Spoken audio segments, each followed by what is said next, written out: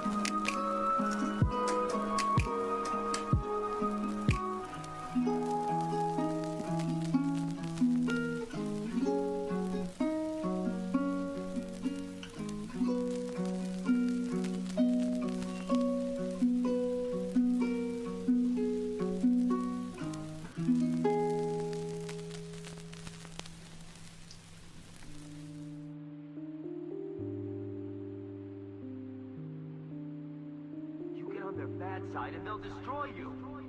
No one would miss me. That's not true. I would.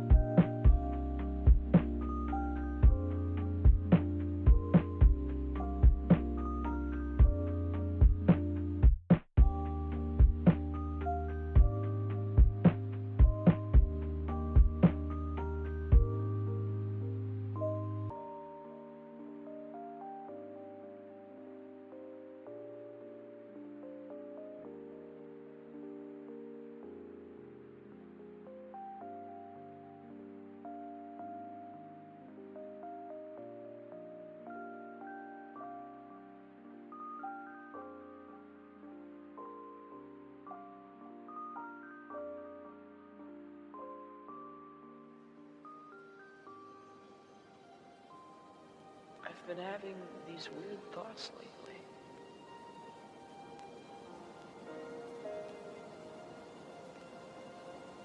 Like, is any of this for real? Or not?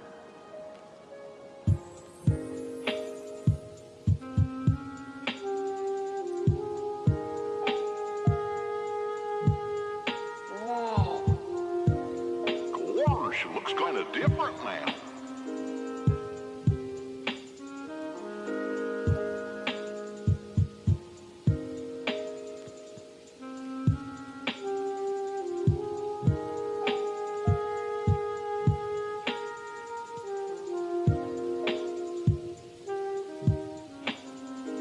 Maybe everything we've done, maybe it was all for nothing.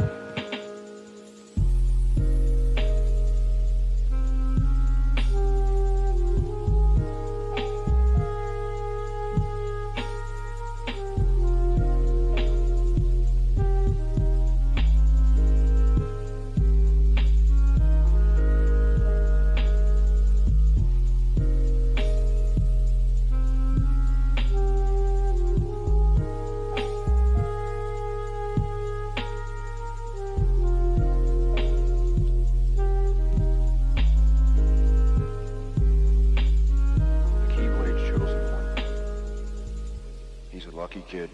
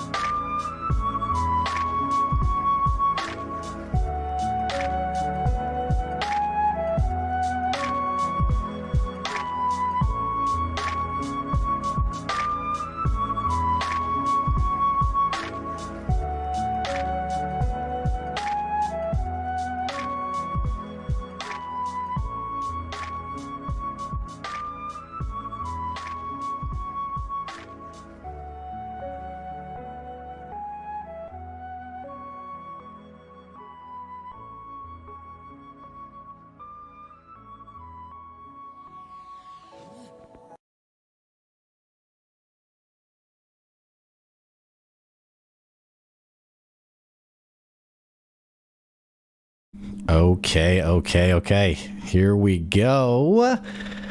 Welcome, everybody, to our first, technically second, official Pixelbits weekly wrap-up live stream. First time doing this. Will, can you hear me okay, first of all? Yes, sir. I can. How about me? You sound good. And for you guys tuning in, do we sound okay? We did a little sound check, but, first time shenanigans, so you never really know. So True. Well, Will and I kind of like put this together because we were like, it'd be really fun to have a chance to just kind of engage with you guys, kind of like an unstructured, like, coffee talk, I guess. Like, let's just One time I don't have coffee. That's right, actually. But we thought, it'd be good just to like hang out and talk just for like maybe half an hour. And like I said, it's unstructured. So we're going to kind of just let you guys drive the conversation, talk about Critical Role, Worlds Beyond Number, and also D&D. Will and I really love D&D. We've both DM'd. I just had my 40th session with one of my groups this week. Hey. So we also kind of wanted a space for people to be able to ask questions and if you had DM questions. But yeah, so Will, my friend, how are you today? I'm doing good, man. I a little tired, but maybe it's because I haven't had my coffee yet. But I'm doing good. How about you? So not only have you not had, not only are you not having second cup, you haven't had cup numero uno. Not yet. I don't know. Yeah, something's weird. Something's off today, I guess. Yeah, it's like the Mercury retrograde or something. Have you heard that before? Yeah, I don't really know what that means, but I have heard that before. I don't either, but someone like just kind of like slung it out very casually. Like we were talking about like our kid not sleeping well, and they were like, well, Mercury retrograde. And then they continue with the conversation. And I was like, did you just play that? Like, am I dumb? Or did you just play that like maybe it is a common thing. I don't know. So well, I think it has something to do with like its orbit, right? Like where it is. And then I guess it's astrology. Yeah, I guess so. Yeah. So, well, let's get into it. I feel like the most interesting thing as of late is the engagement around episode 78 of campaign 3 of Critical Role. Yeah. I know you haven't yet seen the error of your ways, and that's okay. I'm still holding out for you. But it's been pretty crazy seeing the 50-50 split, it feels like, of how strongly people seem to feel about and for people tuning in the most recent episode of Critical Role, one of the main characters made a decision, and that decision has just been either criticized or approved of or, what have you. So I don't know. Have you ever seen something like this happen in the past 2 campaigns of Critical Role? Yes. Oh, yes. There's definitely moments that split the fan base, but this feels, definitely one of the bigger ones, at least, that I've like actively engaged in, where like I could see both sides, I guess, because a lot of the times, the one half is just being toxic, but I think both sides of this one have genuine and understandable explanations behind them. Yeah. Well, for you guys in the chat, I'd love to know what you guys think. Like Will knows that I've only been watching Critical Role since campaign 3 started. I say only, we're almost 80 episodes deep. Will obviously has seen all of campaign 1 and 2. Curious y'all's reaction in terms of this kind of a fever pitch. Like people are really animated about it. But hopefully people will move on from it, right? And I saw some people on Reddit saying, this is why I'm not going to watch the show anymore. And I was like, what? Okay, maybe that's a little too much. But yeah. Come on now. That's extreme. Yeah. I haven't seen too many takes that like extreme. Mm-hmm. Those are the people that maybe need to take a break from the show, honestly. Maybe it's good. Yeah. Muradel in the chat said, I think Bell's Hells were in the right for criticizing Ashton, but I think if Orem would have been there, he would have brought down the heat a little bit. I think that's a great take. I think Orem, we mentioned this in our deep dive discussion, Orem's kind of the dad of the group, kind of like, he's just kind of like the clear head, I guess. But I think Liam is going to be is he still sick, or I guess we still have another week, right? Or 2 more weeks? I can't remember. Just 1 week now. So like next Thursday they're back. Yeah. Okay. I don't know if they've ever and y'all correct me if they have put out some sort of statement, but I think him being sick maybe is just speculation. I don't know if they've said why he was absent, but then maybe they did, and I just forgot. Yeah, I mean, I'd like to think someone would have given Ashton like at least a pat on the back, not like approval, but just like, "Hey, you good, man?" Or I don't know. I'm really interested what would have happened, because I mean, he is the dad of the group, but like something we've been talking about recently is kind of how he's at moments like straying away from that, like dealing with his demons, you know? Yeah. And funnily enough, Ashton has been the one that's kind of filled in the dad role a little bit recently, even, I would say. So I think it's easy to like think that Orem maybe would have been the one to like check in and like be kind, but I honestly could see him being just as angry. So like I'm really curious. And maybe we will kind of get like a not retroactive, but or what recon? What's the word I'm looking for? But like maybe they will still have a scene that will like kind of fill that same spot, even though it won't be right in the moment or whatever. Yeah, Joshua but says, I'm very curious. Sorry, Joshua says this decision is right up there with the beacon and the cupcake of campaign 2 in my mind, which I'm out of the loop on. I'll ask you though, agree or disagree? I will I'll agree on the beacon for sure. And I don't want to spoil these moments for you by like diving deeper into them, because they're both, because I guess I'll be watching the Mighty Nine animated series too. So yeah. Because they're both incredible moments. But the beacon very similar to this. I would totally agree. Cupcake, again, I don't want to like spoiler it by giving you any type of context, but I feel like that one's slightly different because it wasn't like as divisive in the sense of like some people thinking it shouldn't have happened and some people thinking it should have. But definitely like a huge talking point moment for sure. Yeah. One thing that is a bit tiresome, and you and I have talked about this before, but even though it feels like a 50-50 split, it feels like there's a weird anti-Marisha Ray energy around this episode, like more critical than other characters. And I gotta be honest, it kind of feels like the Marisha Ray hate bandwagon that we're somewhat familiar with, and I think was a thing in campaign 1. For you guys watching our stream, I have a player in my campaign, or my second campaign, where people were asking what's Critical Role, yada yada, and this guy spoke up and was like, "Yeah, they're all amazing voice actors except for one," and I was like, "Who?" And he was like, "You know," and I was like, "No, who?"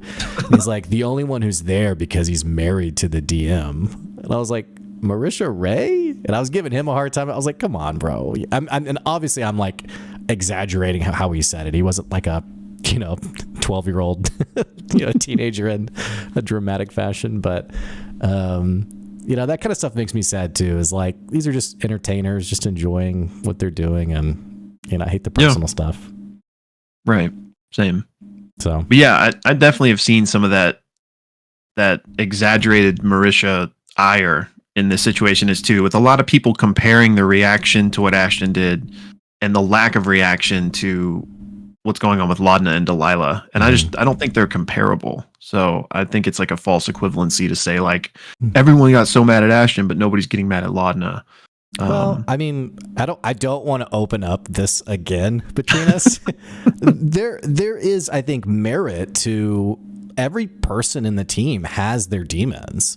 Like, and we've talked about that extensively. And, Ashton's in the limelight right now, but I don't know if there's been an appropriate level of like, hey, like that's really probably not good for our group that you, worship this old, witch or whatever who, murdered a bunch of people. Worship's too strong of a word, but you get it. So yeah, and again, not that we need to get into this, but I think it is just so different because in Laudna's case, Orem and Ashton both like encouraged it almost. I don't know if it's fair to say like encouraged. I don't know if that is a fair word to use, but like when she killed Bordor, you know, she looked to Orem and he gave her the head nod, and yeah. Ashton didn't like step in. So it's almost like it's the kind of like elephant in the room that nobody's talking about. It's a very gray party, you know, like, and maybe that's like too cliche a term, but there's, I mean, I guess it's good they're having this team building event coming up, because like they definitely got to work out some stuff. They do. And this kind of is a callback to, I feel like it was like in the first 15 episodes or so when Orem was like, hey, we got to get this together. Like everybody's got some stuff going on. So anyway. Yeah, I'm really excited for this next episode. Hopefully Liam's back for the team building scavenger hunt, but you're totally right. Like they desperately need it. So very interested. And also just kind of an aside, sorry if like we're missing comments. Like this is our first time doing this, so like I keep forgetting to look over there.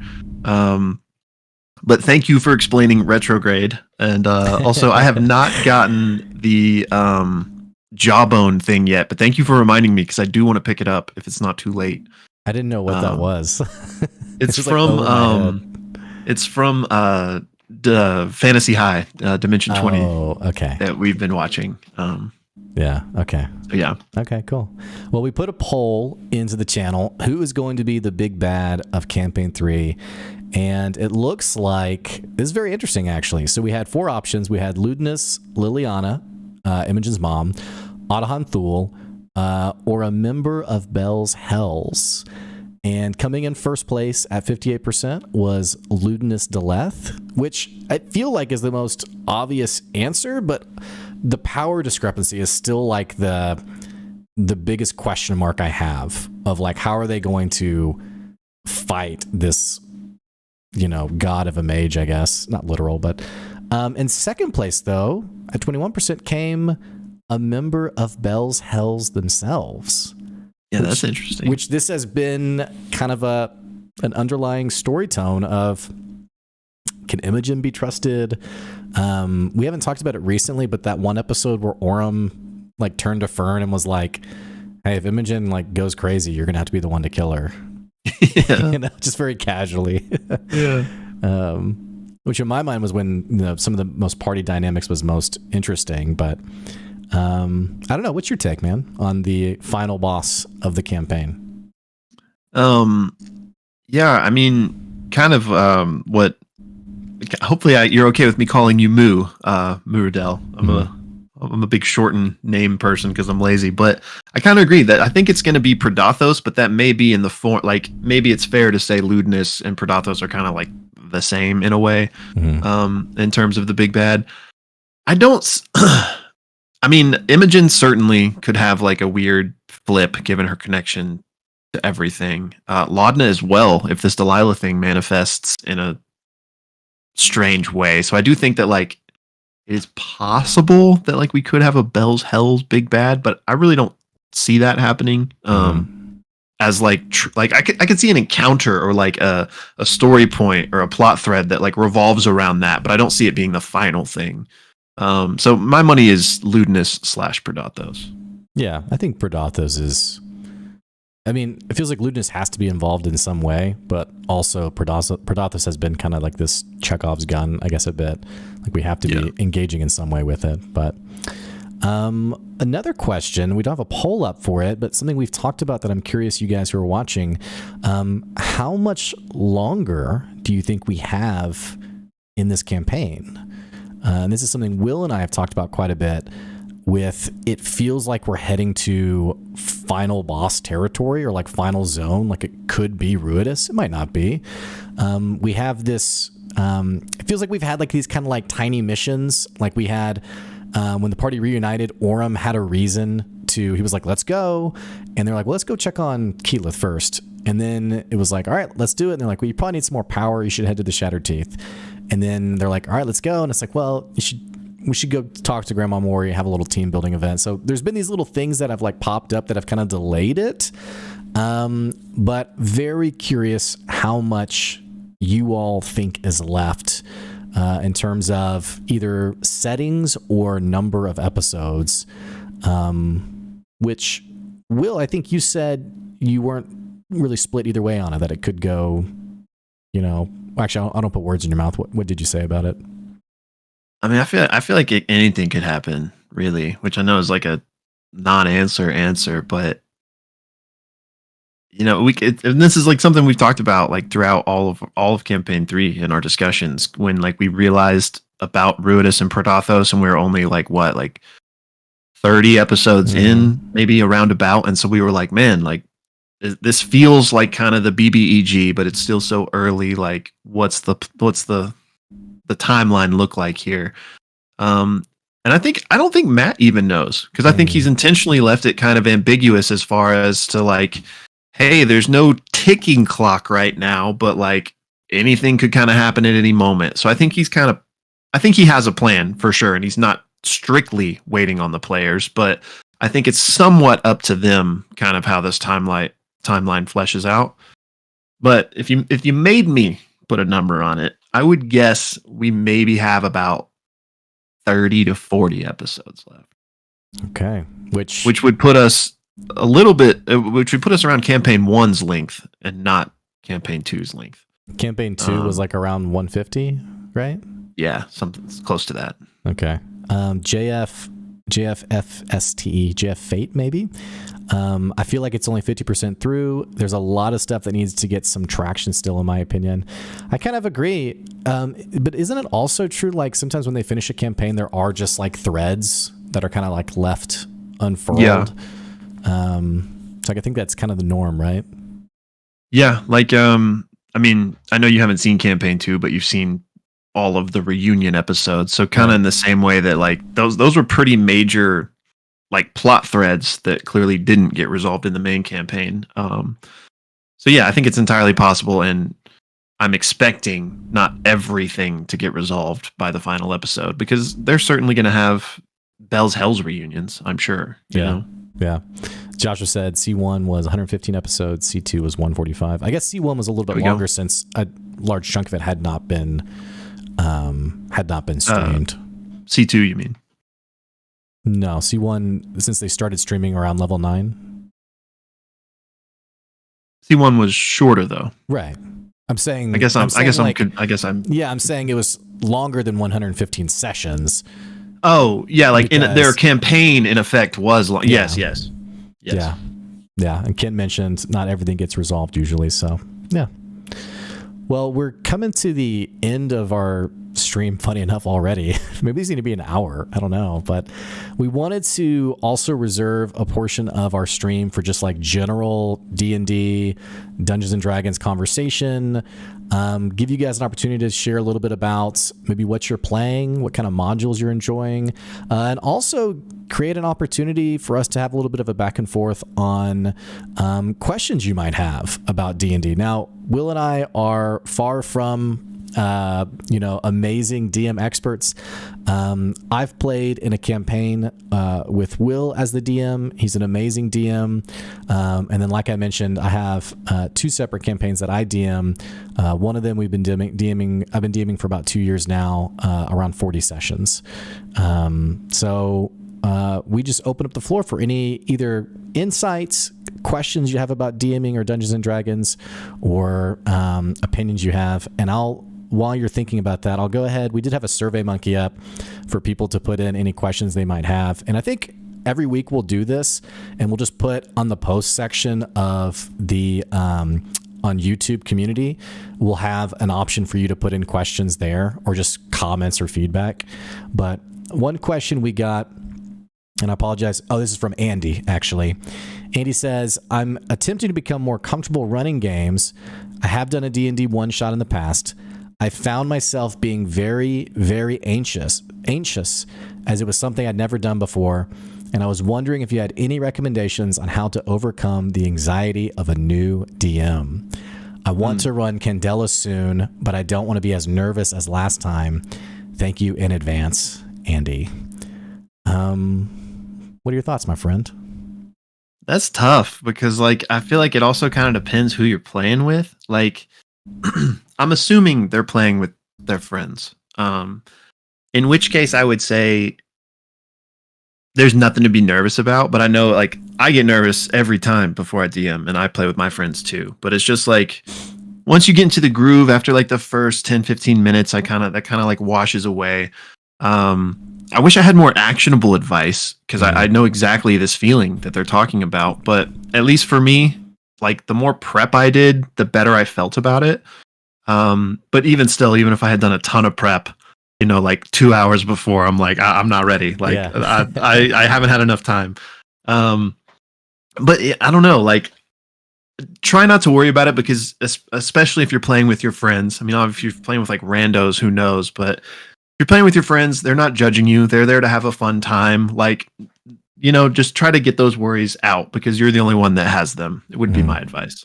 Yeah, and Will knows it's almost like a weekly occurrence that I text him right before my D&D session. It's like, super nervous. I hope it's fun. Yeah, because it's such a rarity to have people playing with you, especially like long term. I think and this was like years ago that I saw the stat, but it was basically like 90% of parties will never make it to level 10. And a large number also would never make it to level 5. So we all know the feeling of the D&D party like falling apart. And so there is a lot of pressure for every session to be good enough for your players to come back.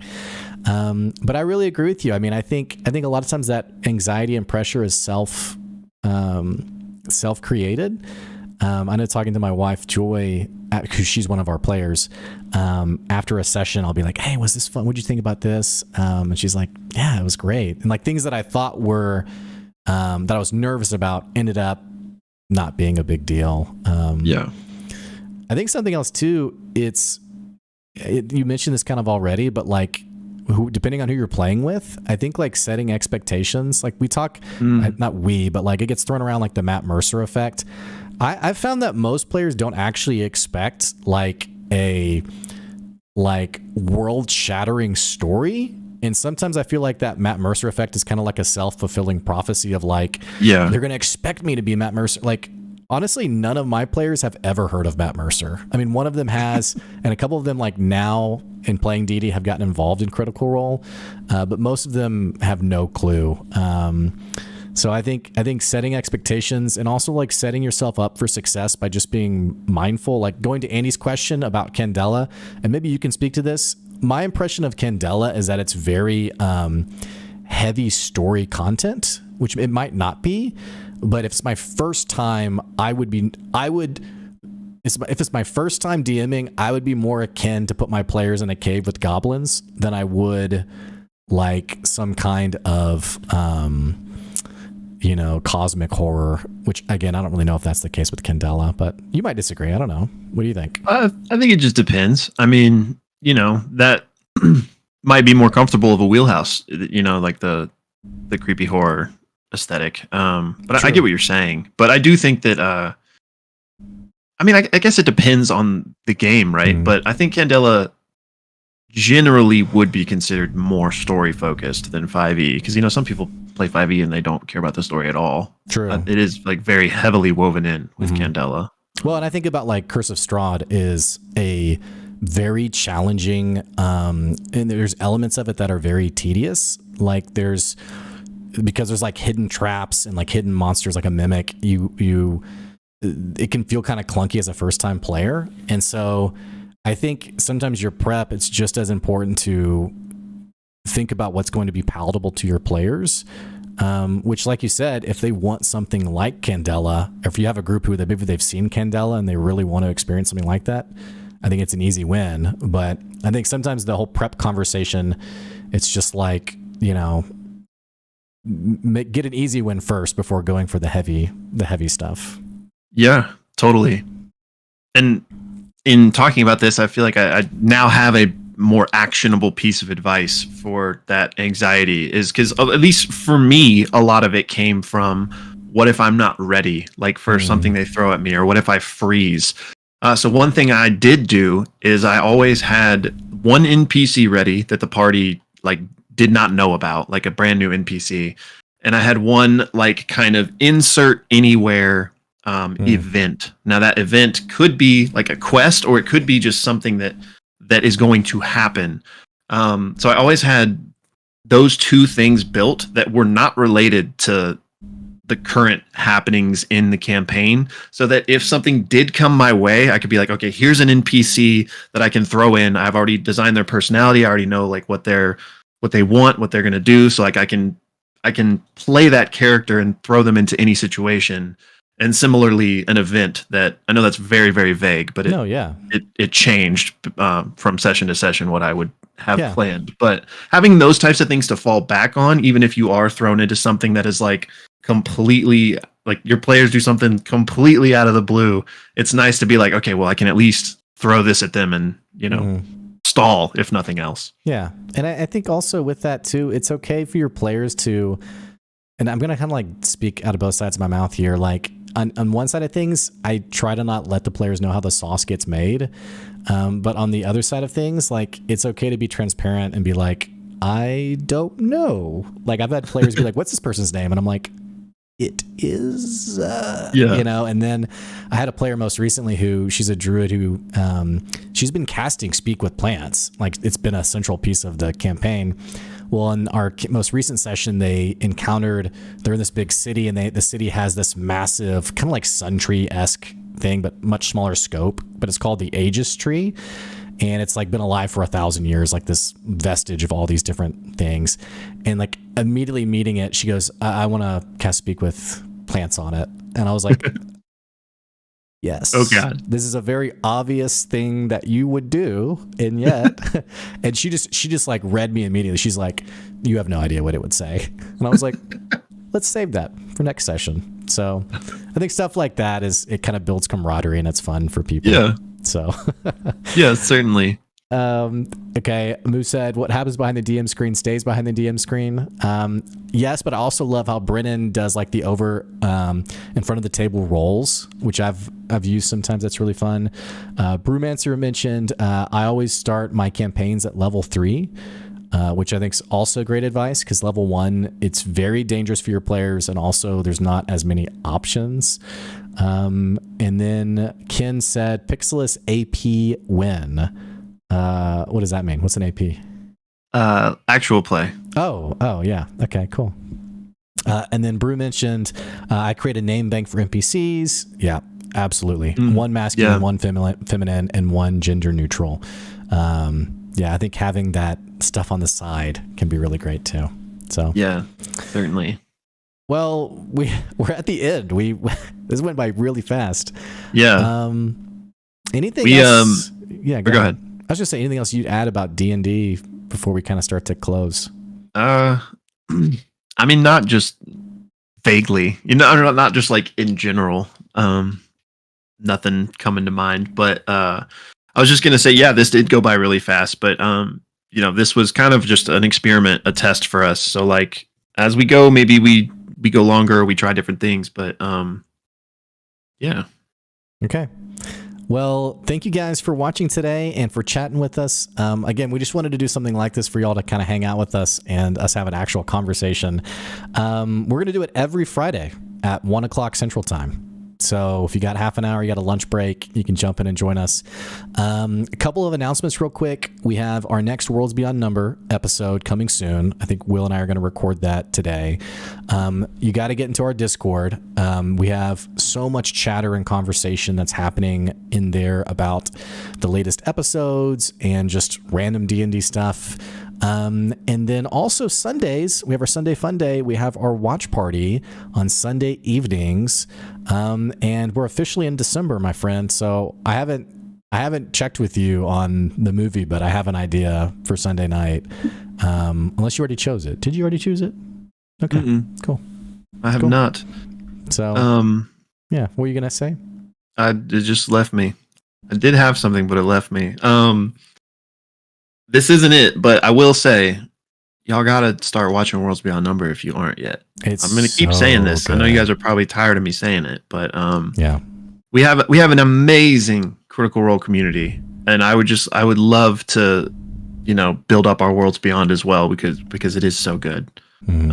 So y'all should definitely check it out if you're not yet. Yeah. Philmatic says, hey folks, sending love from Thailand. That's so cool to have you tuning in. That is cool. So we love you guys. Y'all are awesome. We love doing this D&D conversation geek stuff that we love. So Anyway, we'll catch you next Friday at 1:00. See ya. Bye, y'all. Now I must figure out how to end this.